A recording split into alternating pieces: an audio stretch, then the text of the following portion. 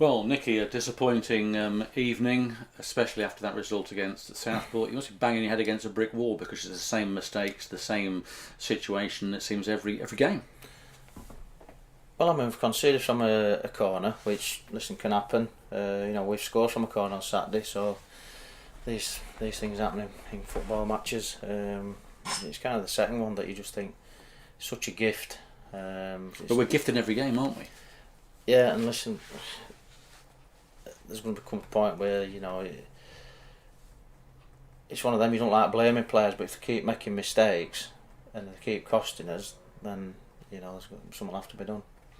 So it's going to have to be done, isn't it? Because again, a Boston side that were a reasonable side, but they were no better than us, other than probably the mistakes and errors that we made. And really, up front, we don't seem to be punishing the chances that we create. No, and again, it's not just. I'd be worried if we weren't creating anything. I think first half, we've had a couple of chances.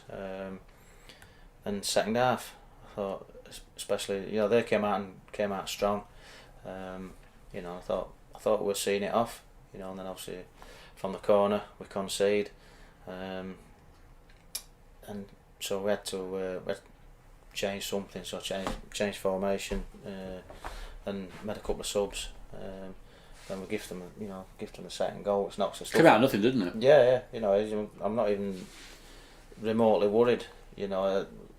When the lads, you could see, he's just going to hook it on and all fit, put some snow on it. And even when it's coming down, I'm thinking, well, there's not even any of their players anywhere near it. Yeah. So, as a manager, you kind of, can't sort of legislate for that. How does it? Well, I'd say it must be frustrating for you because it seems that every mistake that we make, we're punished for, and. Boston in particular, Peter Cooke saved one with his leg when it could have been an equaliser, and from a decent shot, and they scramble the ball away when it mattered, and we don't seem to get the breaks. I know it's rubber the green, etc. Yeah, I mean, I very rarely say that we're unlucky, but I thought tonight we were a little bit. You look at Saturday's game. I think Southport, they've probably had one chance and we put it in our net.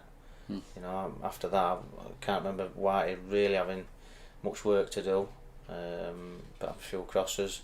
And tonight I've asked Whitey how many saves have you had to make, and none. Exactly. So your keeper has no saves to make, you lose 2-0. But you can't blame players for missing chances. That it happens.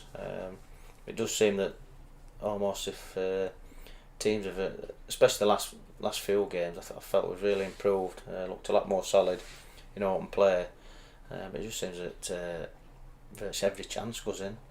How do we change that, Nicky, for Saturday against Farnsley? I mean, yes, it is Farnsley, isn't it? So yeah. I mean, they're a team down there as well, and we're in that sort of position where we need to pick up some points, vitally, really. Yeah, I mean, listen.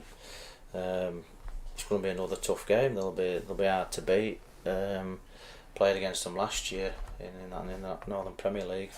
They'll be determined. They'll put their bodies on the line. I'm not sure they'll listen at the minute. I'm not too concerned that they're also going to out football us, because I don't think they will.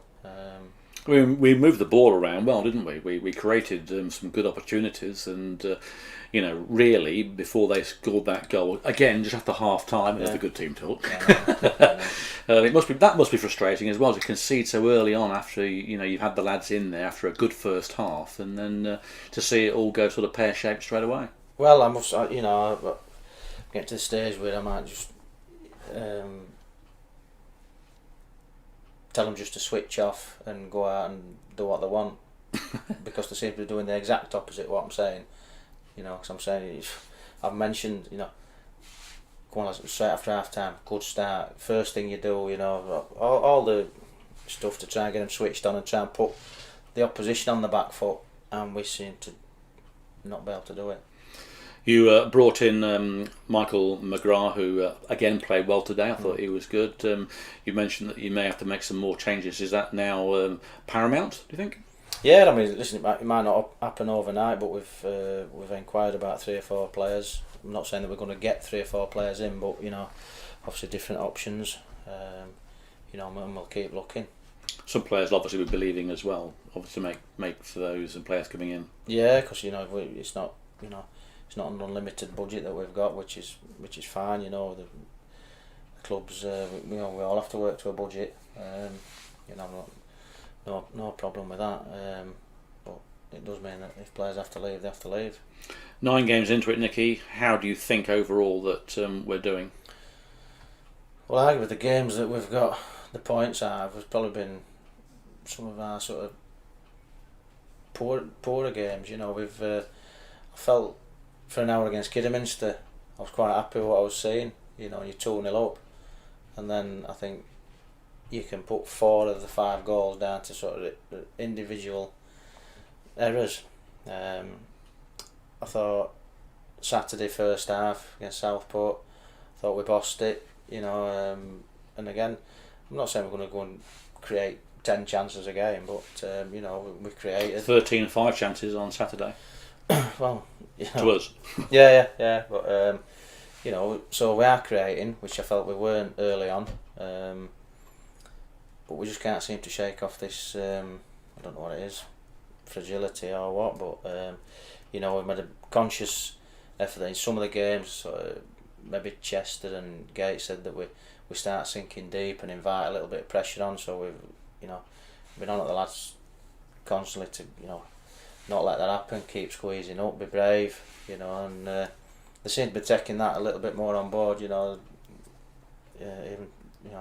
Saturday and tonight. 2 forwards on the bench at Nimley and Hodge didn't come on. Any reasons why they didn't try and press forward? Yeah, well, Alex, right at the end of the warm-up, he's come in and said he felt something in his groin. It was umming and ahhing whether it'd be okay to come on, but just there's no point shoving a half fit player on. And I was trying to get Odgie on, and then I just looked and Lyndon had come to life and had a couple of chances. Marcus, the positions that Odgie would have come on in, the lads were doing okay, and thought Brett gave us a presence up there. Puts himself about and does what he does. So, how will you lift the lads now for the trip to Leeds on Saturday? Well, they've got to look at the positives from tonight. That Boston are a decent team at this level. They've got some good players, and you take the 2 goals out of it, and we've more than matched them, and probably even shaded it. But I can't go on the pitch and fucking get older players and stop them and make them do the jobs and stop their man from scoring. Must be frustrating though. Fucking gonna. If I had a cat, I'd kick it. But,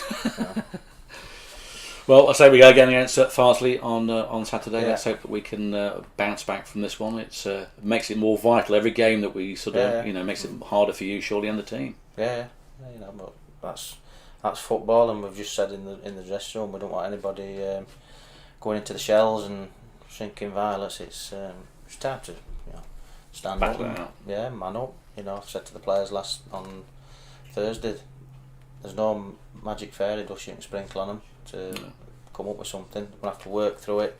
We're going to have to, I've chucked it back a little bit on them that, they've all got to do a little bit more. And tonight, I felt they did. Yeah. First half especially. Yeah. So, we'll go there. Give it a go. Yeah. Okay, Nicky, thank you. I know you're disappointed like we all are, but we go again on Saturday. Let's hope that we can do something in your neck of the woods. Yeah, up Yorkshire. Up Yorkshire, like. Yeah. Okay, Nicky, thank you very much.